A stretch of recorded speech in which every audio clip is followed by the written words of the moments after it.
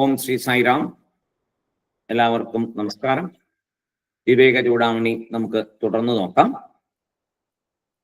ഓം സദാശിവസമാരംഭാം ശങ്കരാചാര്യമധ്യമാം അസ്മതാചാര്യപര്യന്താം വന്ദേ ഗുരുപരമ്പരാം. നമ്മൾ നോക്കിക്കൊണ്ടിരിക്കുന്ന ഭാഗം ജ്ഞാനിയുടെ പ്രാരബ്ധകർമ്മ വിഷയമാണ്. അത് 3-4 ശ്ലോകങ്ങളിലായിട്ട് പല രീതിയിൽ നോക്കി. അവസാനം ഇപ്പോൾ നമ്മൾ വന്ന് നിൽക്കുന്ന ഭാഗം ആത്മാവിന് പ്രാരബ്ധമില്ല. ഇത്രയും പഠിച്ചപ്പോൾ നമുക്കതൊക്കെ മനസ്സിലായി. എന്നാൽ അനാത്മാവായ ശരീരത്തിനാണ് പ്രാരബ്ധം എന്ന് നമ്മൾ പറഞ്ഞാൽ എന്താണ്? അതിനുള്ള മറുപടി എന്താണ്? അപ്പൊ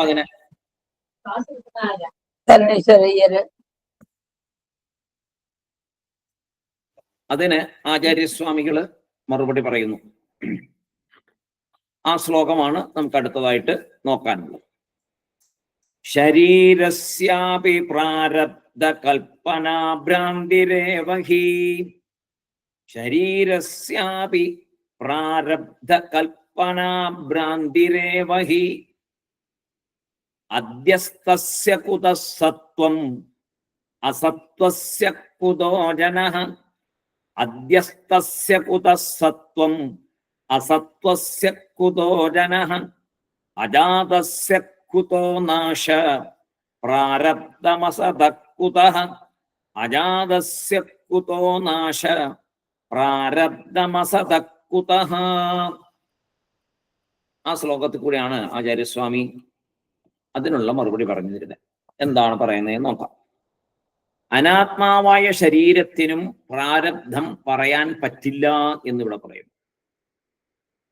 അനാത്മാവായ ശരീരത്തിന് പ്രാരബ്ധമില്ലേ എന്നാണ് ചോദിച്ചത്. അപ്പൊ ഇവിടെ പറയുന്നു അതിനും പ്രാരബ്ധം പറയാൻ പറ്റില്ല. കാരണം നോക്കാം നമുക്ക്. ശരീരസ്യ അപി, ഉടലിനും നമ്മുടെ ഈ ശരീരത്തിനും, ശരീരസ്യ അപി ശരീരത്തിനും പ്രാരബ്ധ കൽപ്പന, പ്രാരബ്ധത്തെ കൽപ്പിക്കുന്നത്, പ്രാരബ്ധമുണ്ട് എന്ന് പറയുന്നത് അർത്ഥം. പ്രാരബ്ധത്തെ കൽപ്പിക്കുന്നത് ഭ്രാന്തിരേവഹി, ഭ്രാന്തിയാണ്, തെറ്റാണ്, ശരിയല്ല, അതൊരു വെറുമൊരു തോന്നൽ, മോഹം മാത്രമാണ്, അങ്ങനെയില്ല എന്ന് പറയാണ്. എന്നിട്ട് പറയുന്നു അധ്യസ്തസ്യ കുതഃ സത്വം. അധ്യാസം നമ്മൾ പഠിച്ച നേരത്തെ അധ്യാസം അല്ലെ, കയറുപാമ്പ് എന്നൊക്കെ പറഞ്ഞപ്പോ അധ്യാസത്തെ കുറിച്ചൊക്കെ പഠിപ്പിച്ചു. അപ്പോ അങ്ങനെ അധ്യാസം ചെയ്തതാണ് എന്ന് പറയുന്നു. തസ്യ അതിൻ്റെ, കുതഃ എങ്ങനെ, പിന്നെന്താ പറയണേ? അസത്വസ്യ കുതോ, അസത്യസ്യ, അസത്തിന്റെ, അസത്വസ്യ കുതോ ജനഃ. അവിടെ ജനിഹി എന്നൊരു വെർഷനും കൂടി ഉണ്ട്. ജനഹ എന്നാണ് നമ്മുടെ ബുക്കിൽ, ജനിഹി എന്നാണ് നമ്മുടെ ഗുരുനാഥൻ പറഞ്ഞു തന്നത്. അപ്പൊ അങ്ങനെ ചെറിയൊരു മാറ്റം, ജനഹ ജനിഹി എന്നുള്ളതുണ്ട്, സാരമില്ല. കുതഃ എങ്ങനെ. സത്വം എന്ന് പറഞ്ഞാൽ എന്താണ്? ശരിയായിട്ടുള്ള, ഉണ്മയായിട്ടുള്ള ഇരിക്കലാണ് സത്വാവസ്ഥ എന്ന് പറയുന്നത്. അസത്വസ്യ എന്ന് പറഞ്ഞാൽ അസത്തായ അതിന്. കുതോ ജനിഹി എങ്ങനെ ജനനം, അസത്തായ അതിന് എങ്ങനെ ജനനം. അതായത് ഇവിടെ പറയാൻ ഉദ്ദേശിക്കുന്ന ഒരു കാര്യം, കയറിലെ പാമ്പിന് യഥാർത്ഥത്തിൽ ജനനമുണ്ടോ?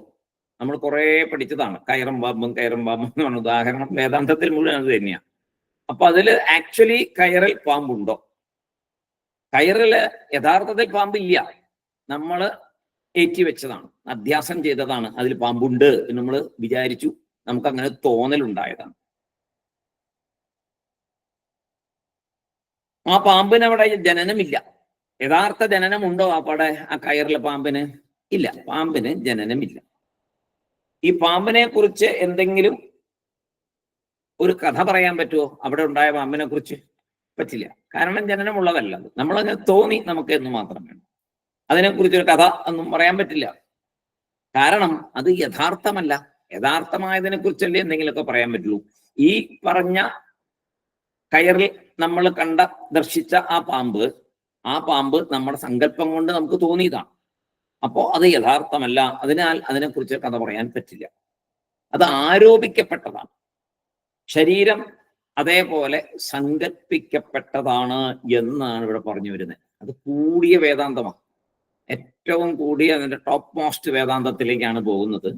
ഈ ശരീരം സങ്കല്പിക്കപ്പെട്ടതാണ്, യഥാർത്ഥമല്ല. നമുക്കത് വിശ്വസിക്കാൻ പറ്റില്ല അല്ലെ? എങ്ങനെ വിശ്വസിക്കാൻ പറ്റും? ശരീരം യഥാർത്ഥമല്ലെന്ന് പറഞ്ഞാൽ നമ്മൾ സമ്മതിക്കുമോ? നമ്മൾ സമ്മതിക്കില്ല. അതേസമയം അനാത്മാവാണെന്ന് നമ്മൾ സമ്മതിക്കുന്നുണ്ട്. അനാത്മാവാണെങ്കിൽ യഥാർത്ഥവുമല്ല. അതാണ് അതിന്റെ ആ ഒരു ഇന്റർ കണക്ഷൻ. കാരണം ആരോപിക്കപ്പെട്ടതാണെന്നാ പറയുന്നത്. ശരീരം സങ്കല്പിക്കപ്പെട്ടതാണ്, യഥാർത്ഥമല്ല. അപ്പോൾ അതിന് ജനനമില്ല. ജനിക്കാത്തതിന് എങ്ങനെ നാശം പറയും? ഇതാണ് അത് കൂടിയ. നമുക്ക് സാധാരണ നിലയിലൊന്നും നമുക്ക് മനസ്സിലാക്കാൻ പറ്റുന്ന ഒരു ആത്മീയ കാര്യമല്ല ഇവിടെ പറയുന്നത്. അപ്പോൾ അതിന് ജനനമില്ല. ശരീരത്തിന് ജനനമില്ല എന്ന് പറഞ്ഞാൽ നമുക്കിപ്പോ എടുക്കാൻ പറ്റുമോ? ഇല്ല. നമ്മൾ ജനിച്ചിട്ടല്ലേ ഇപ്പൊ നമ്മൾ ഇങ്ങനെ ഇരിക്കുന്നത്. എല്ലാം ഉണ്ടല്ലോ, ജനനമുണ്ട് എന്ന് തന്നെയാ പറഞ്ഞിരിക്കുന്നത്. ജനനമുണ്ട്. ഇനി ജനിക്കാതിരിക്കണമെങ്കിൽ ഈ ഒരു ഇത് അവസാനത്തെ പരാന്തകാലമായിരിക്കണം എന്നൊക്കെയാണ് നമ്മൾ പഠിച്ചത് ഇതുവരെ. അപ്പൊ അവിടെ നിന്നൊക്കെ പോയിട്ട് ഇതിന്റെ ഏറ്റവും എന്താ പറയുക, ഏറ്റവും അവസാനത്തെ ഭാഗത്തിലേക്കുള്ള പോക്കാണ് പോകുന്നത്. അത് എത്രയോ കാലം കൊണ്ടേ പതുക്കെ മനസ്സിലാവുള്ളൂ. ഒരുപാട് ചിന്തിച്ചാണെങ്കിലേ മനസ്സിലാവുള്ളൂ. അല്ലെങ്കിൽ ഇതൊന്നും ശരിയല്ലല്ലോ എന്നൊരു തോന്നലുണ്ടാവും. അത് തന്നെയാണല്ലോ ഉപനിഷത്തുകളുടെ ഒക്കെ അവസാനം വരുന്ന സംഭവം. അത്രത്തോളം അതിനകത്ത് വിശ്വാസത്തോടു കൂടി ശാസ്ത്രത്തെ വിശ്വസിക്കണം. ശാസ്ത്രം പറയുന്നത് ശരിയാണ്, ശാസ്ത്രമാണ് എൻ്റെ വഴികാട്ടി എന്ന് പരിപൂർണ വിശ്വാസം ഉണ്ടാകണം. പലപ്പോഴും പലർക്കും ഇങ്ങനെ ചോദ്യം ഉണ്ടാകാറുണ്ട് അതിനകത്ത്, ഇതൊക്കെ ശരിയാണോ എന്ന് വിചാരിച്ചുകൊണ്ടിരുന്നാൽ അവിടെ ഇരിക്കത്തേ ഉള്ളൂ, ഒന്നും നടക്കില്ല. ശാസ്ത്രം ശരിയാണ് എന്ന് വിശ്വസിച്ച് ആ ശരിയെ കണ്ടുപിടിക്കാൻ നമ്മുടെ മനസ്സിൽ മനനം ചെയ്ത് അതിലേക്ക് എത്തണം. അവിടെയാണ് നമ്മുടെ വിജയം. അല്ലാതെ അത് ശരിയാണോ എന്ന് ചോദിച്ചുകൊണ്ടിരിക്കുന്നതിൽ അർത്ഥമില്ല. അത് ശരിയാണ്, ശാസ്ത്രം ശരിയാണ്, അതിനകത്ത് സംശയമൊന്നുമില്ല. ശാസ്ത്രം ശരിയാണ്. ആ ശരി നമുക്ക് മനസ്സിലാക്കാനുള്ള ആ ഒരു പ്രാപ്തി ആകാത്തത് നമ്മുടെ കുറ്റമാണ്, ശാസ്ത്രത്തിന്റെ കുറ്റമല്ല. അപ്പൊ നമ്മൾ അതനുസരിച്ച് ഉയർന്ന് ചിന്തിച്ച് വന്ന് അത് മനസ്സിലാക്കാനുള്ള പ്രാപ്തി ആയി വരണം. അല്ലാതെ ശാസ്ത്രത്തിനെ കുറ്റം പറയാൻ പാടില്ല. അതൊക്കെ എങ്ങനെ പറഞ്ഞാൽ എങ്ങനെയാ മനസ്സിലാവണേ, ശരീരം അങ്ങനെയാവണേ എന്നൊന്നും ചോദിച്ചിട്ട് കാര്യമില്ല. അങ്ങനെ അവിടെ ആ ചോദ്യത്തിനൊന്നും പ്രസക്തിയില്ല. ഇതിലും വലിയ ചോദ്യങ്ങൾ ചോദിച്ചവർക്കുള്ള മറുപടികളാണ് ഇവിടെ വന്നുകൊണ്ടിരിക്കുന്നത്. വലിയ ചോദ്യങ്ങൾ ചോദിച്ചവരാണ് എല്ലാവരും. ആ ഗുരു ശിഷ്യ സംവാദത്തിൽ വരുന്ന ശിഷ്യന്മാരൊക്കെ നമ്മുടെ ഇപ്പോഴത്തെ ബുദ്ധിയൊന്നും അല്ലല്ലോ, അതിലും എത്രയോ വലിയ ബുദ്ധിയുള്ളവരാണ് അവർ ചോദിച്ചിരിക്കുന്നത്. അതിനുള്ള മറുപടികളാണ് ആചാര്യന്മാർ പറഞ്ഞിരിക്കുന്നത്. അപ്പോ നമ്മളിവിടെ കുറച്ചെന്തെങ്കിലും വായിച്ചിട്ട് അതങ്ങനെയാണോ ഇതെങ്ങനെയാണോ അതൊന്നും ശരിയാണെന്ന് തോന്നുന്നില്ല എന്ന് പറയുന്നതിൽ അർത്ഥമില്ല. തോന്നാൻ തക്കവണ്ണം മനസ്സിനെ വളർത്തിയെടുക്കണം, സാധന ചെയ്യണം. അങ്ങനെ ചുമ്മാ അങ്ങനെ പറ്റുമോ? പറ്റില്ല. എന്തുകൊണ്ടാ വരിക? സാധന കൊണ്ടേ സാധിക്കും. സാധന കൊണ്ട്, നാമജപം കൊണ്ട് ധാരാളം നാമം ജപിക്കുക. അപ്പൊ ഇതെല്ലാം തെളിഞ്ഞു വരും. നാമജപത്തിന്റെ ശക്തി അപാരമാണ്. അപ്പൊ സാധന ചെയ്ത് ചിന്തിച്ച് ഇങ്ങനെ ഇതിലേക്ക് എത്തണം. അപ്പോഴേ നമുക്കിത് മനസ്സിലാവുള്ളൂ. അപ്പൊ ജനിക്കാത്തതിന് എങ്ങനെ നാശം പറയും എന്നുള്ളതാണ് അടുത്തത്. ഇത് അധ്യാസമാണ്. ശരീരം നമ്മൾ കൽപ്പിച്ചതാണ്, സാങ്കല്പികമാണ്. ഇതിന് ജനനമില്ല. ജനിക്കാത്തതിന് എങ്ങനെ നാശം പറയും? കയറിലെ പാമ്പ് മരിച്ചു എന്ന് പറയുമോ നമ്മൾ? ഇല്ലല്ലോ. നമ്മുടെ ജ്ഞാനം വന്ന് അതിനകത്ത് പാമ്പല്ല കയറാണെന്ന് ഉറപ്പ് വരുമ്പോ അയ്യോ ആ പാമ്പ് മരിച്ചതാണോ എന്ന് പറയാറില്ലല്ലോ. കയറിൽ പാമ്പുണ്ടായിരുന്നു, അത് മരിച്ചു, അങ്ങനെ പറയാറില്ല. കയറിലെ പാമ്പ് ഞാൻ തെറ്റായിട്ട് ധരിച്ചതാണ്, എനിക്ക് ജ്ഞാനം വന്നപ്പോ, അറിവ് വന്നപ്പോ തനിയെ അത് അവിടെ ഇല്ല എന്ന് എനിക്ക് മനസ്സിലായി, അതിൽ നമുക്ക് പറയാൻ പറ്റും. അങ്ങനെ അപ്പോ കയറിലെ പാമ്പ് ഇല്ലാത്തതുപോലെ ഇല്ലാത്ത ശരീരത്തിന് എങ്ങനെ പ്രാരബ്ധം പറയാൻ പറ്റും? അതാണ് വിഷയം. ഇനി ഇങ്ങനെ ശങ്കരാചാര്യർ പ്രാരബ്ധമേ ഇല്ല എന്ന് പറയുന്നത് എങ്ങനെയെന്ന് വിശദമായിട്ട് നോക്കാം. പ്രാരബ്ധമേ ഇല്ല എന്നാണല്ലോ ഇപ്പൊ പറഞ്ഞു വന്നത്. അതാണ് അവസാനം പറഞ്ഞു വന്നത്. എന്താ? പ്രാരബ്ധമേ ഇല്ല. ആത്മാവിനാണെങ്കിലും ശരീരത്തിനാണെങ്കിലും എന്തിനാണെങ്കിലും പ്രാരബ്ധമേ ഇല്ല എന്നാണ് ആചാര്യസ്വാമികളിലൂടെ പറഞ്ഞു വരുന്നത്. അപ്പൊ ആചാര്യസ്വാമികൾ അതിനെ വിശദീകരിക്കുന്നുണ്ട്, വിശദമായിട്ട് പറയുന്നുണ്ട്. ഇത് ഒരു പ്രധാന വിഷയമാണിത്. പ്രാരബ്ധമില്ല എന്ന് വിശദമായി ആചാര്യസ്വാമികൾ നമുക്ക് പറഞ്ഞു തരുന്ന ഒരു പ്രധാന ഭാഗം. ഇപ്പോ ഏത് ഭാവനയിലാണ് ആചാര്യസ്വാമികൾ ജ്ഞാനിക്ക് പ്രാരബ്ധം ഇല്ല എന്ന് പറയുന്നത് എന്നാണ് ഇപ്പൊ നമ്മൾ നോക്കാൻ പോകുന്നത്. ഓരോ വസ്തുവിനും അതിൻ്റെതായ പ്രത്യേകതകളുണ്ട്. ഓരോ വസ്തുവിനും അതിൻ്റെതായ പ്രത്യേകതകൾ ഉണ്ട്. പാമ്പിന്റെ പ്രത്യേകത വിഷം. അങ്ങനെ ഓരോന്നിനും ഓരോരോ പ്രത്യേകതകൾ കാണും. പലതിനും പല പ്രത്യേകതകളുണ്ട്. വിഷമില്ലെങ്കിൽ ഇത് പാമ്പേ അല്ല എന്നൊരു രീതി വരെ നമ്മൾ പറയും, അല്ലേ? വിഷമില്ലെങ്കിൽ ഇത് പാമ്പ് എന്ന് പറഞ്ഞാൽ വിഷം വേണ്ടേ, ഇതൊക്കെ നമ്മൾ പറയും. ഒരു വിത്ത് വറുത്ത് കഴിഞ്ഞാൽ പിന്നെ അതിന് വീണ്ടും മുളയ്ക്കാൻ സാധിക്കുമോ? ഇല്ല. വിത്ത് വറുത്ത് കഴിഞ്ഞാൽ മുളയ്ക്കാൻ പറ്റില്ല. നന്നായിട്ട് ചട്ടിയിലിട്ട് വിത്തുകൾ വറുത്താൽ, ഇപ്പൊ നെല്ല് മുളപ്പിക്കാനുള്ള നെല്ലാണെങ്കിൽ പോലും അതിനെ ഒന്ന് വറുത്ത് കഴിഞ്ഞാൽ പിന്നെ പറ്റുമോ? ഇല്ല, മുളയ്ക്കത്തില്ല. അതിനുള്ള ശക്തി അവിടെ നഷ്ടപ്പെടും. അതേമാതിരി എല്ലാ വിത്തുകളുടെയും ആ പ്രത്യേകതകൾ, അതിനുള്ള പ്രത്യേകതകൾ നശിക്കുന്ന ഓരോരോ കാര്യങ്ങളും. അതുപോലെ കർമ്മത്തിനൊരു പ്രത്യേകതയുണ്ട്. നമ്മൾ ചെയ്യുന്ന കർമ്മങ്ങൾക്ക് ഒരു പ്രത്യേകതയുണ്ട്. ഓരോന്നിനും ഓരോ പ്രത്യേകതയുള്ള പോലെ കർമ്മത്തിന് അതിൻ്റെ പ്രത്യേകതയുണ്ട്. കർമ്മണാ ബധ്യതേ ജന്തുഹു. കർമ്മം കൊണ്ടാണ് ജീവികൾ ബന്ധനസ്ഥരാകുന്നത്. കർമ്മം നമ്മെ ബന്ധനത്തിലാണ്. എല്ലാ ബന്ധനങ്ങളും വരുന്നത് കർമ്മത്തിൽ കൂടെയാണ്. പൊതുവെ സാഹചര്യങ്ങൾ നമ്മളെ ഡിസ്റ്റർബ് ചെയ്യും, അല്ലേ? ഒരുപാട് സാഹചര്യങ്ങൾ നമ്മളെ ഡിസ്റ്റർബ് ചെയ്യും. നമ്മളൊക്കെ അതിനനുഭവിക്കുന്നവരാ. ഈ സാഹചര്യങ്ങൾ നമ്മുടെ മനസ്സിൽ രാഗദ്വേഷങ്ങളെ ജനിപ്പിക്കും. നമ്മുടെ മനസ്സിൽ രാഗദ്വേഷങ്ങൾ വരുന്നത് എങ്ങനെയാണ്? ഓരോ പ്രത്യേക സാഹചര്യങ്ങളിലാണ്. ചിലപ്പോ ഇഷ്ടം, ചിലപ്പോ അനിഷ്ടം, അല്ലേ? ചിലതിനോടൊക്കെ ആ സാഹചര്യങ്ങളിൽ വലിയ ഇഷ്ടം വരും, ചിലതിനോടൊക്കെ ഒട്ടും ഇഷ്ടം വരില്ല, ചിലതിനോടൊക്കെ വെറുപ്പ് വരും. ഇതൊക്കെ ആ സാഹചര്യങ്ങളിലാണ് ഉണ്ടാകുന്നത്. അത് ഉണ്ടാകുന്നത് മനസ്സിലും ആണ്. ജ്ഞാനി പൊതുവെ രാഗദ്വേഷത്തെ ജനിപ്പിക്കുന്ന, അതായത് പൊതുവെ നമുക്കൊക്കെ തരുന്ന സാഹചര്യങ്ങളെ, ആ സാഹചര്യങ്ങളെ മാറ്റിമറിക്കുന്നുണ്ടോ ജ്ഞാനി? നമുക്കൊക്കെ സാഹചര്യങ്ങളിലാണ് രാഗദ്വേഷങ്ങൾ ഉണ്ടാകുന്നത്. അത് നമുക്കറിയാം, എല്ലാവർക്കും അറിയാം. ഓരോ സാഹചര്യങ്ങൾ ഇഷ്ടമുണ്ടാവും, അനിഷ്ടമുണ്ടാവും, ഒക്കെ ഉണ്ടാവും. അതെ. അപ്പൊ അതുപോലെ ജ്ഞാനി പൊതുവായ രാഗദ്വേഷങ്ങൾ ഉണ്ടാക്കുന്ന, സുഖദുഃഖങ്ങൾ ഉണ്ടാക്കുന്ന സാഹചര്യങ്ങളെ മാറ്റിമറിക്കുന്നുണ്ടോ? അദ്ദേഹം സാഹചര്യങ്ങളെ മാറ്റുന്നുണ്ടോ? ഇല്ല. അദ്ദേഹത്തെ പുകഴ്ത്തുന്നവരും ധാരാളം കാണും, അദ്ദേഹത്തെ അധിക്ഷേപിക്കുന്നവരും ധാരാളം കാണും. പുകഴ്ത്തുന്നവരുണ്ടാവും, അധിക്ഷേപിക്കുന്നവരുണ്ടാവും. നമ്മൾ ലോകത്തിൽ കണ്ടുകൊണ്ടിരിക്കുന്ന ഒരു കാര്യമാണ്. ഒരേ ഗുരുവിനെ തന്നെ കുറെ പേർക്ക് ഇഷ്ടമാണ്, കുറെ പേര് അദ്ദേഹത്തെ കുറിച്ച് ദൂഷ്യം പറയും. ഇത് സർവ്വസാധാരണമാണ് ലോകത്തിൽ. ഇപ്പൊ നമ്മൾ വിശ്വസിക്കുന്ന ഒരു ഗുരുവിനെ വേറൊരാൾക്ക് ഇഷ്ടാവില്ല, അയാൾ വേറെ നമ്മുടെ ഗുരുവിനെ കുറിച്ച് കുറെ കുറ്റം പറയും. നമ്മൾ അങ്ങനെ ആകരുത്. നമ്മൾ ആരെയും ഒരു തരത്തിലും വിമർശിക്കരുത്. വിമർശനമൊക്കെ ബുദ്ധി മനസ്സിൽ വന്നാൽ പിന്നെ എല്ലാം ഭഗവാനാണെന്നുള്ള ചിന്ത, സർവസമത്വം, നേരത്തെ പറഞ്ഞു നമ്മൾ സമത്വ ഭാവന, അതുണ്ടാവില്ല. അതുകൊണ്ട് വിമർശനങ്ങൾ കേട്ടോണ്ട് കുഴപ്പമില്ല, അത് വിട്ടേക്കണം. പിന്നെ അത് മനസ്സിലെടുക്കരുത്. നമ്മളായിട്ട് വിമർശനത്തിന് പോകരുത്, ആരെയും വിമർശിക്കരുത്. വിമർശിച്ചു കഴിഞ്ഞാൽ തന്നെ ഈ സമത്വഭാവന ഇല്ലാണ്ടാവും. ഏറ്റവും അവസാനമേ സമത്വഭാവന ഉണ്ടാവുള്ളൂ. സർവവും ഒന്ന് തന്നെ, എല്ലാം ഒന്ന് തന്നെ. അതിന്റെ അവസാനം പറയും എല്ലാം ഞാൻ തന്നെ എന്നുള്ളതിലേക്ക് വരും. അത് അങ്ങറ്റത്തെ ലെവലാണ്. അപ്പോൾ എല്ലാത്തിലും ഈശ്വരനെ കാണുക, എല്ലാത്തിനെയും സമമായി കാണുക എന്നൊരവസ്ഥ വന്നേ പറ്റൂ. അത് വരാതെ കണ്ട് നമ്മൾ ഉദ്ദേശിച്ച ജീവിതത്തിന്റെ അന്തിമ ലക്ഷ്യത്തിലേക്ക് നമുക്ക് എത്താൻ പറ്റില്ല, ഒരു സംശയമില്ല.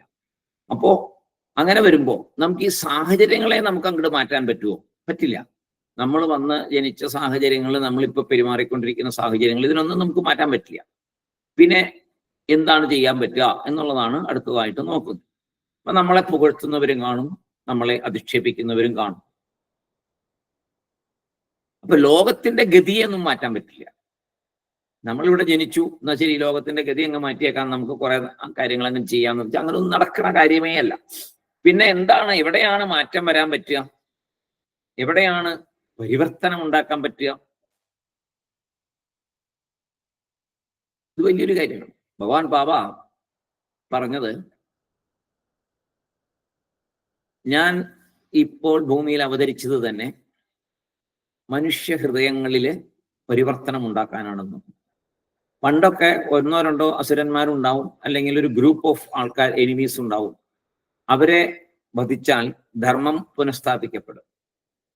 ഇപ്പോ മഹാഭാരത യുദ്ധം ധർമ്മ പുനഃസ്ഥാപനത്തിനായിട്ടാണ് അവരെല്ലാം വന്നത്. അതുപോലെ ഹിരണ്യകശിപു, ഇങ്ങനെ കുറെ അവതാരങ്ങളെല്ലാം, ഭഗവാന്റെ അവതാരങ്ങൾ, നരസിംഹാവതാരം, കൂർമ്മം വരാഹ, എല്ലാ അവതാരങ്ങളും അധർമ്മങ്ങളെ നശിപ്പിച്ച് ധർമ്മം പുനഃസ്ഥാപിക്കാനായിട്ടാണ്. ഭഗവാൻ ബാബ ഇപ്പൊ പറഞ്ഞത്, ഇപ്രാവശ്യം ഞാൻ ഇവിടെ വന്നിരിക്കുന്നത് ആരെയും ഹനിക്കാനല്ല. കാരണം എല്ലാവരുടെ മനസ്സിലും കരിയങ്ങ് പ്രവേശിച്ചിട്ട് എല്ലാവരിലും അധർമ്മമുണ്ട്, സകലരിലും അധർമ്മം. നമ്മൾ വിചാരിക്കാതെ തന്നെ നമ്മൾ അധർമ്മമാണെന്ന് അറിയുന്നില്ല, പക്ഷെ ഒറിജിനലി അത് അധർമ്മമായിരിക്കും. അങ്ങനെ വളരെ ചൂഴ്ന്നു നോക്കിക്കഴിഞ്ഞാൽ നമ്മള് മമതാബന്ധത്തിന്റെ പേരിലോ, അല്ലെങ്കിൽ എൻ്റെ പറഞ്ഞ മാതിരി ബന്ധുത്വത്തിന്റെ പേരിലോ, അല്ലെങ്കിൽ ദയയുടെ പേരിലോ, ഇങ്ങനെ പല പല കാര്യങ്ങളെ മനസ്സിലെടുത്തുകൊണ്ട് പല അധർമ്മങ്ങളും നമ്മൾ ചെയ്യുന്നുണ്ട്. പക്ഷെ നമ്മൾ അറിയുന്നില്ല അത് അധർമ്മമാണെന്ന്. ശരിക്കും അധർമ്മം അതിനകത്തുണ്ടാകും. പലപ്പോഴും നമുക്ക് അറിയാതെ പോകുന്ന ഒരു കാര്യമാണ്. അത് നമ്മൾ വളരെ ശ്രദ്ധിക്കേണ്ടിയിരിക്കുന്നു.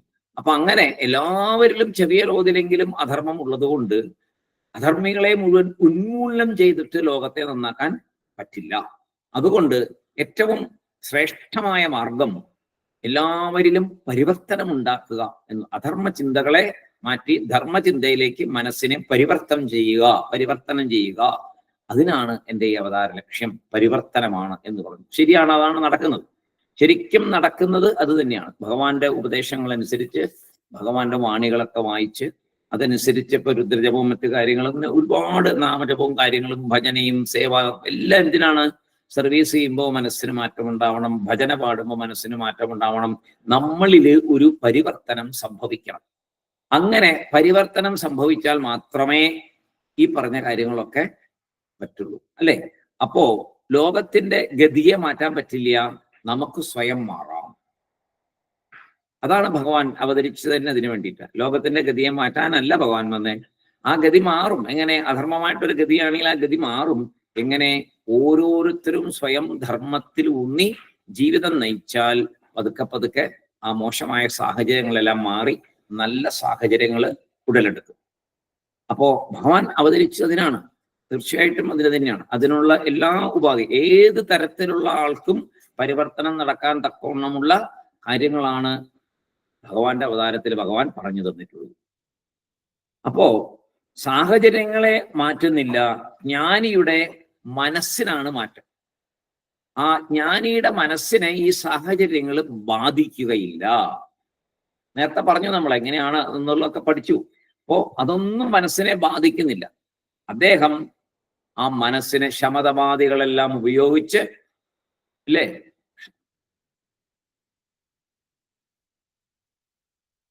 ഷഡ്സമ്പത്തിയും എല്ലാം ഉപയോഗിച്ചുകൊണ്ട് ആ മനസ്സിനെ നിയന്ത്രിച്ചു.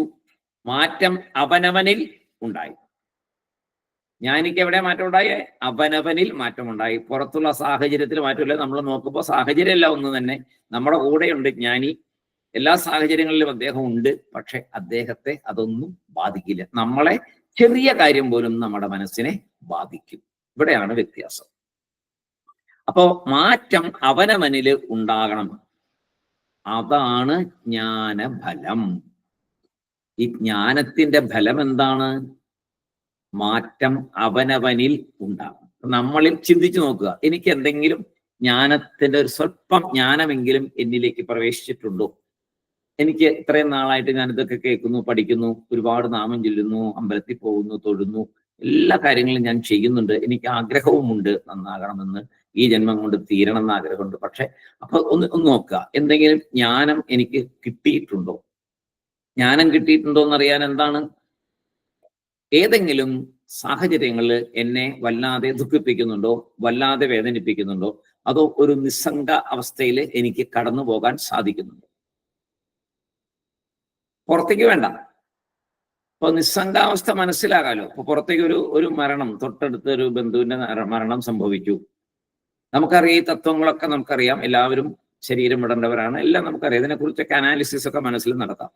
അവിടെ ചെന്ന് ചെല്ലാതിരിക്കാൻ പറ്റില്ല. നിസ്സംഗനായിട്ടിരിക്കാൻ നമ്മൾ അവിടെ പോവാതിരിക്കുന്നതല്ല, അതൊന്നും ധർമ്മമല്ല. അപ്പോൾ സമൂഹത്തിൽ ജീവിക്കുമ്പോൾ സമൂഹത്തിന്റെ നിയമങ്ങളെ മാനിക്കണം എന്ന് നമ്മൾ ചെയ്യേണ്ട കാര്യം. അതൊക്കെയാണ് ധർമ്മം.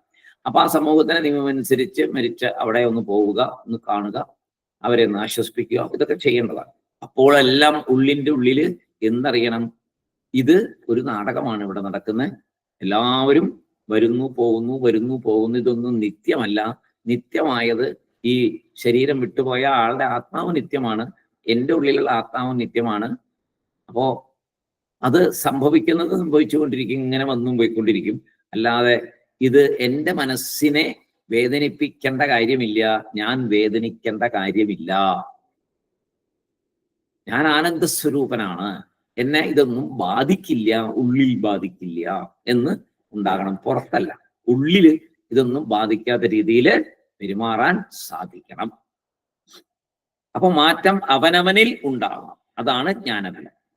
കർമ്മഫലങ്ങൾ എന്ത് തന്നെയാണെങ്കിലും അത് ജ്ഞാനിയെ ബാധിക്കുന്നില്ല. കർമ്മങ്ങൾ ചെയ്തുകൊണ്ടിരിക്കും, അതിന്റെ ഫലം എന്താണെങ്കിലും അദ്ദേഹത്തെ ബാധിക്കത്തില്ല. അപ്പൊ എന്തുണ്ടാവും?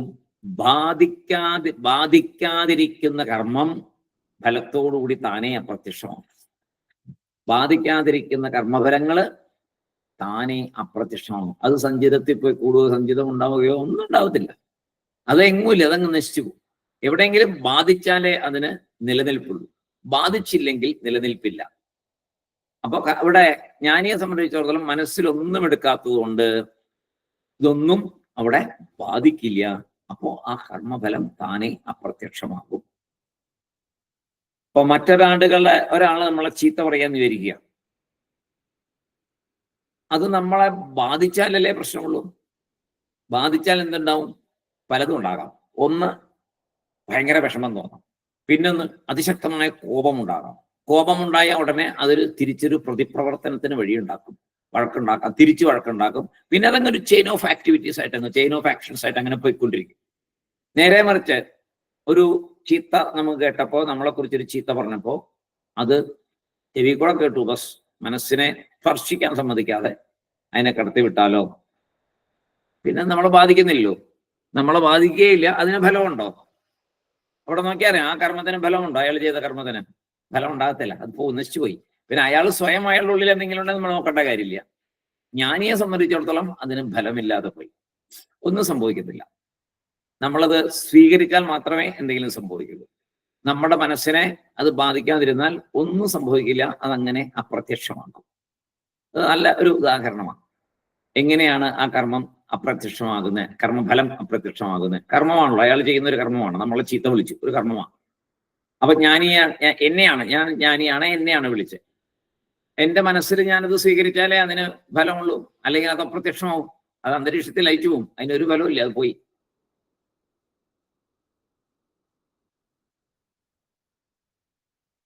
മറ്റൊരാളുകളുടെ ചീത്ത വാക്കുകൾ നമ്മളെ ബാധിക്കുന്നില്ലെങ്കിൽ അത് നശിക്കും. അതുപോലെ തന്നെയാണ് ഇവിടത്തെ ബാക്കിയുള്ള കർമ്മങ്ങളുടെ കാര്യത്തിലും. ജ്ഞാനിയെ സംബന്ധിച്ചിടത്തോളം ജ്ഞാനം വന്ന നിമിഷം മുതൽ എല്ലാ കർമ്മത്തിൽ നിന്നും മോചനം ലഭിക്കുന്നു ജ്ഞാനിക്ക്. അവിടെയാണ് ഇതിന്റെ ശരിയായിട്ടുള്ള കാര്യം പറയുന്നത്.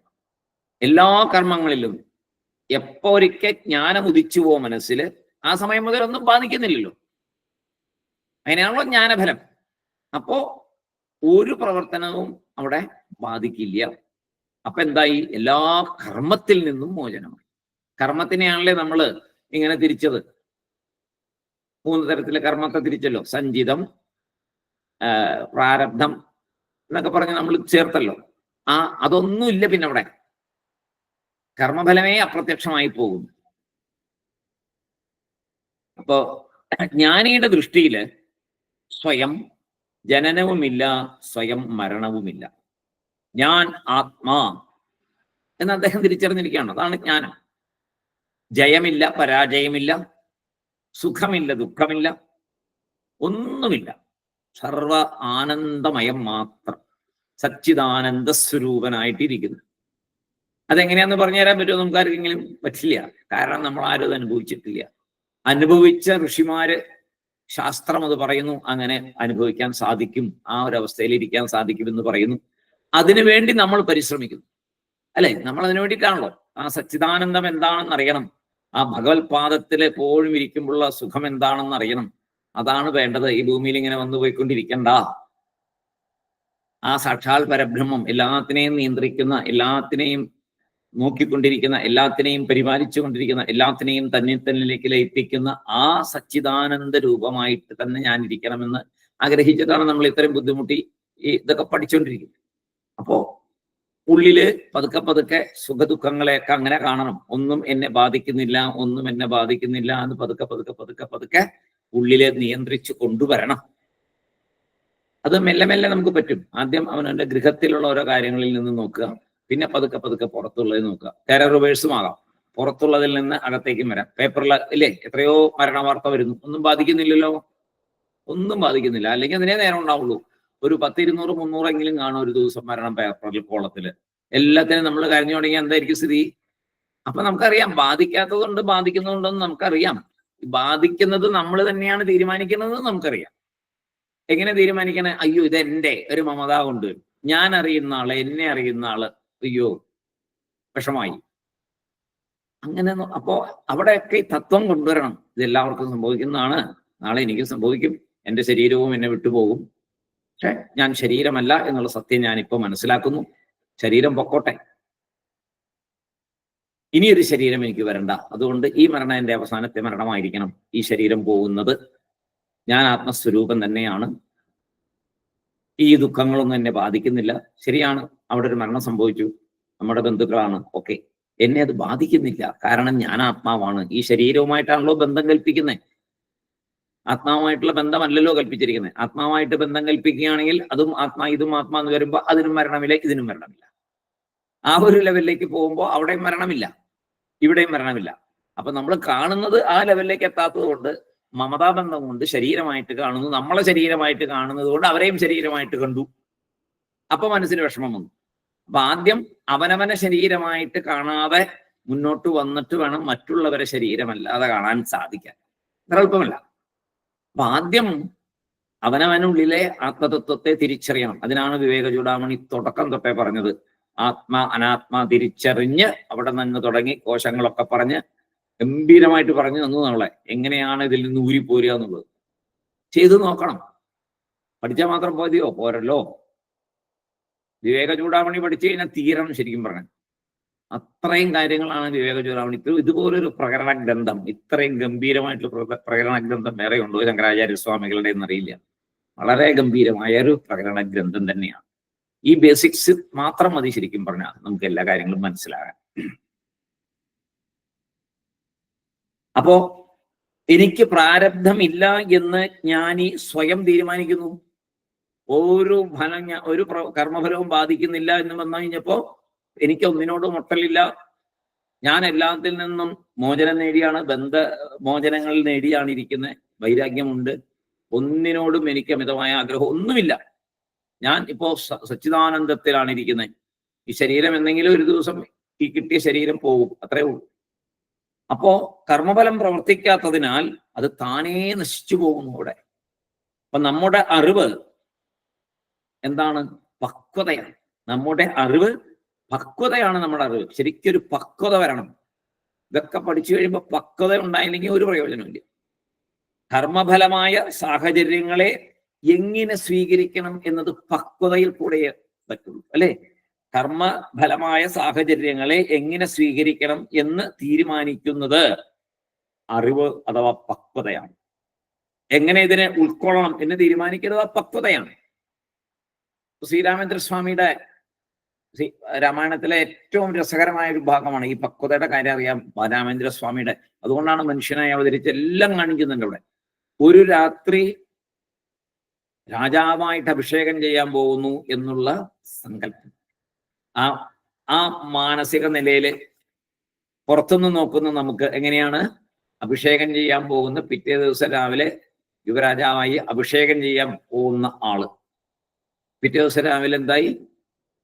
അഭിഷേകമില്ലെന്ന് മാത്രമല്ല കാട്ടിലേക്ക് പോകാനുള്ള ഓർഡറും കൂടെ വന്നു. എത്ര ചുരുങ്ങിയ സമയം കൊണ്ട്, ഒരു നേരം കൊണ്ട് വന്ന മാറ്റം, അല്ലെ? ഒരേ ഒരു നേരം കൊണ്ട് വന്ന മാറ്റം. രണ്ടും അങ്ങനെ സ്വീകരിച്ചു ശ്രീരാമേന്ദ്രസ്വാമി. ആദ്യം വലിയ സന്തോഷമൊന്നും പ്രകടിപ്പിച്ചില്ലല്ലോ, ചാടിത്തുള്ളി നാളെ തൊട്ട് രാജാവാൻ പോവുകയാണ് എന്ന് പറഞ്ഞ് കൊട്ടിഘോഷിച്ച് ഒന്നും ഉണ്ടായില്ല. അതുപോട്ടെ, പിറ്റേ ദിവസമോ തലേ ദിവസം പറഞ്ഞതിന്റെ നേരെ എതിരെന്ന് മാത്രമല്ല, വനവാസത്തിന് വിടുക. രാജാവായിട്ട് അഭിഷേകം ചെയ്യേണ്ടിയിരുന്ന ആളെ വനവാസത്തിന് വിടുക, മരൂരി കൊടുത്ത് വനവാസത്തിന് വിടുക. അപ്പോഴോ സാധാരണ നിലയ്ക്കാണെങ്കിൽ എന്തായി? ഇപ്പോഴത്തെ സാഹചര്യമാണെങ്കിൽ ആത്മഹത്യ അപ്പം നടന്നിരിക്കും. അവിടെ എന്താ ഉണ്ടായേ? അതിനൊന്നും പ്രത്യേകിച്ച് ഒന്നും സംഭവിച്ചില്ല. ആയിക്കോട്ടെ, വനവാസമെങ്കിൽ വനവാസം. ഒന്നുമില്ല, ഒരു ഭാവഭേദവും ഇല്ലെന്നാ പറയുന്നത്. അതാണ് ഏത് സാഹചര്യത്തിലും മനസ്സിനെ ഒരേപോലെ നിർത്തൽ. അതിന് ഉദാഹരണം ഇതിൽ കൂടെ വലിയൊരു ഉദാഹരണമില്ല. ശ്രീരാമചന്ദ്രസ്വാമിയുടെ ആ സമയത്തെ ആ ഒരു ഉദാഹരണം മാത്രം മതി ആ സംയമനത്തെ കാണിക്കുന്ന, ഒരു മാനസികാവസ്ഥയെ വരുന്നതിനെ സ്വീകരിക്കുന്നത് എങ്ങനെ സ്വീകരിക്കും എന്നുള്ളതിനെ കാണിക്കുന്ന ഒരു സിറ്റുവേഷൻ. അദ്ദേഹത്തിന് കാടും വീടും ഒരുപോലെ, അങ്ങനെയാണ് എടുത്തേ. രാജധാനിയും ഒരുപോലെ എടുത്തു, കാടും ഒരുപോലെ എടുത്തു. നാളവിടെ, ഇന്നിവിടെ, നാളവിടെ, ഒരു കുഴപ്പമില്ല. ജ്ഞാനിക്ക് അവനവനിൽ പ്രാരബ്ധം ഇല്ല. ജ്ഞാനിയെ സംബന്ധിച്ചിടത്തോളം സ്വയം പ്രാരബ്ധമില്ല. അതിൽ നിന്നൊക്കെ കടന്നു മനസ്സ്. സ്വന്തം ദൃഷ്ടിയിലില്ല. പിന്നെ എന്തുകൊണ്ട് ശാസ്ത്രം ജ്ഞാനിക്ക് പ്രാരബ്ധമുണ്ട് എന്ന് പറയുന്നു? ശാസ്ത്രം പറയുന്നല്ലോ ജ്ഞാനിക്ക് പ്രാരബ്ധം ഉണ്ടെന്ന്, നമ്മൾ അങ്ങനെ പഠിച്ചല്ലോ. ഇനി എന്തുകൊണ്ടാണ് അങ്ങനെ ശാസ്ത്രം പറയുന്നേ? അതിനുള്ള മറുപടി അടുത്ത ശ്ലോകത്തിൽ വരുന്നുണ്ട്. എന്തുകൊണ്ടാണ് അങ്ങനെ പറയണേ എന്നുള്ളത്. കാരണം കാര്യം അങ്ങനെ രണ്ട് തത്വങ്ങൾ നമ്മൾ പഠിച്ചിട്ടുണ്ട്. കാര്യകാരണം എന്ന തത്വം നമ്മൾ പഠിച്ചിട്ടുണ്ട്. കാരണമില്ലെങ്കിൽ കാര്യവും ഇല്ല. നമുക്കറിയാം, ഫാൻ ഒന്ന് തിരിയണമെങ്കിൽ അതിന് ഇലക്ട്രിസിറ്റി അഥവാ കറണ്ട് വേണം. കറണ്ട് പോയ ശേഷവും ഫാൻ തിരിയുന്നു. കുറച്ച് സമയം അല്ലേ, കറണ്ട് പോയി കുറച്ച് സമയം ഒന്ന് തിരിഞ്ഞുകൊണ്ടിരിക്കും. ആ കറങ്ങൾ എങ്ങനെ കണ്ടിന്യൂ ചെയ്തുകൊണ്ടിരിക്കും. അപ്പോൾ നമ്മൾ വിചാരിക്കാവുന്ന കുറെ സമയം കൂടെ കറങ്ങി കിട്ടിയിരുന്നെങ്കിൽ നന്നായിരുന്നെന്ന്. കറണ്ട് പോയ ശേഷം ഫാൻ ഒന്ന് തിരിഞ്ഞുകൊണ്ടിരിക്കും.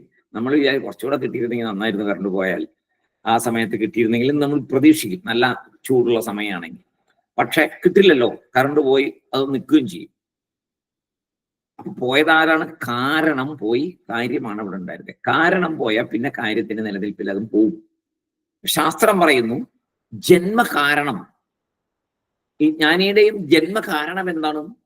അജ്ഞാനമാണ്. എല്ലാവരുടെയും ജന്മകാരണം അജ്ഞാനമാണ്. ജ്ഞാനിയുടെ ജന്മകാരണം, പിന്നീട് ജ്ഞാനം വന്നത്. അപ്പൊ ജന്മകാരണം അജ്ഞാനമാണ്. എല്ലാത്തിൻ്റെയും കാരണം അറിവില്ലായ്മയാണ്, അജ്ഞാനമാണ്. ഈ അറിവില്ലായ്മ മാറിയാൽ, അതായത് അറിവില്ലായ്മ എന്ന കാരണം മാറിയാൽ അതുകൊണ്ടുണ്ടാകുന്ന എല്ലാം മാറണം, അല്ലെ? അജ്ഞാനം മാറിയാൽ പിന്നെ അജ്ഞാനം കൊണ്ടുണ്ടാകുന്ന എല്ലാം മാറണം. അപ്പൊ ശരീരത്തെ ആത്മാവിൽ ഏറ്റിവെക്കുന്നതും, അവിടെയാണ് അധ്യാസം പറഞ്ഞത്. ശരീരത്തെ ആത്മാവിൽ ഏറ്റിവെക്കുന്നതും അജ്ഞാനമല്ലേ? ആണല്ലോ, നമ്മൾ അങ്ങനെ പഠിച്ചല്ലോ.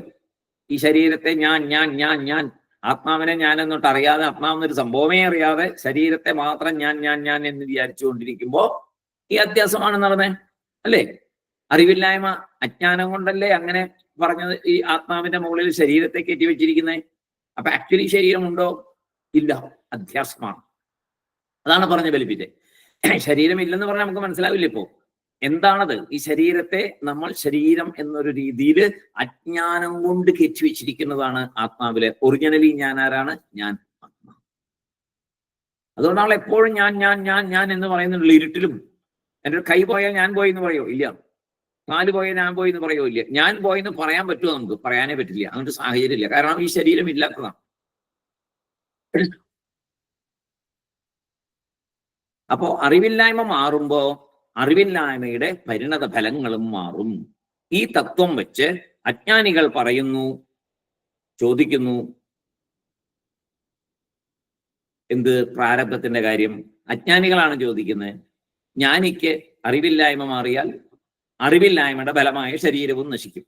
അജ്ഞാനിക്ക് ഇതെല്ലാം പ്രാരബ്ധം ഉണ്ട്, അവിടെ എല്ലാം സംഭവമുണ്ട്. അപ്പൊ അജ്ഞാനി നോക്കുമ്പോ ജ്ഞാനി പ്രാരബ്ധം അനുഭവിക്കുന്നു. ജ്ഞാനിക്ക് അങ്ങനൊരു സംഭവമേ ഇല്ല, അജ്ഞാനം മാറിക്കഴിഞ്ഞു, പിന്നെ അതിന്റെ കാര്യങ്ങളൊന്നുമില്ല. കാരണമായ അജ്ഞാനം പോയതുകൊണ്ട് അതിന്റെ കാര്യമായ ശരീരം ഒന്നും അദ്ദേഹത്തിനെ സംബന്ധിച്ചിടത്തോളം ഇല്ല. അദ്ദേഹത്തിന്റെ ഉള്ളിൽ ആത്മതത്വത്തിൽ തന്നെയാണ് അദ്ദേഹം.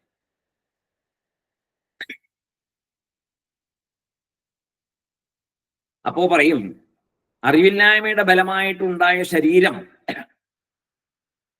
അറിവില്ലായ്മ മാറുമ്പോൾ ശരീരവും നശിക്കണ്ടേ എന്നൊരു ചോദ്യം. അറിവില്ലായ്മ എന്ന അജ്ഞാനം കൊണ്ടുണ്ടായ ശരീരം ജ്ഞാനം വരുമ്പോൾ നശിക്കണ്ടേ, ഉടനെ തന്നെ നശിക്കണ്ടേ എന്നൊരു ചോദ്യം ചോദിക്കുന്നുണ്ട്. വിഡ്ഢി ചോദ്യമാണ്. ജ്ഞാനം വന്ന ഒട്ടനെ ഇത് അപ്രത്യക്ഷമാവണ്ടേ. കറണ്ട് പോയ ഒട്ടനെ ഫാൻ നിന്ന പോലെ കറണ്ട് പോയ ഫാൻ നിന്നു. അപ്പോ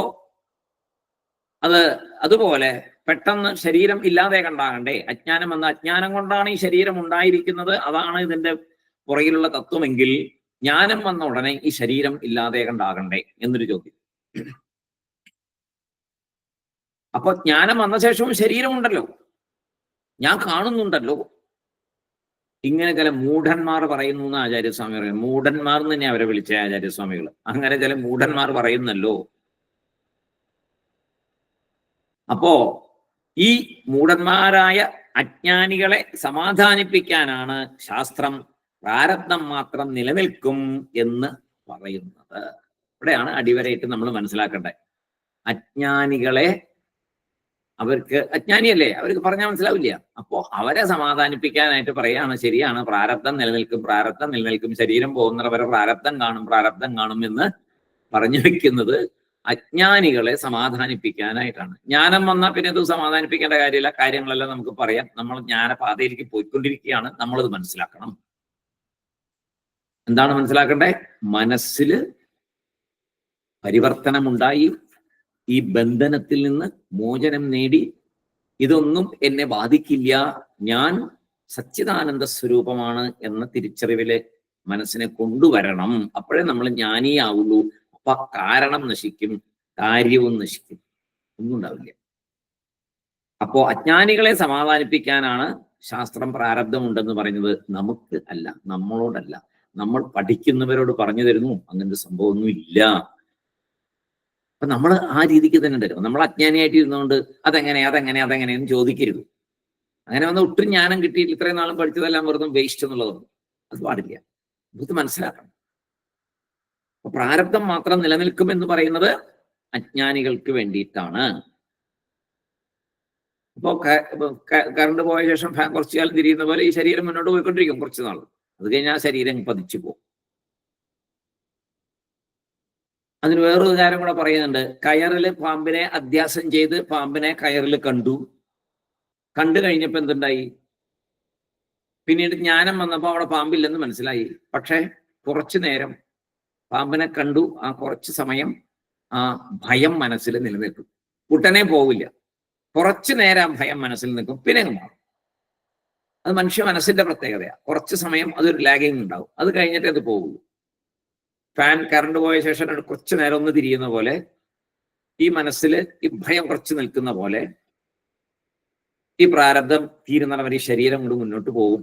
ശരീരമുണ്ട് എന്ന് വിചാരിക്കുന്നത് വാസ്തവം അറിഞ്ഞാലും അത് സ്വല്പം നിലനിൽക്കും.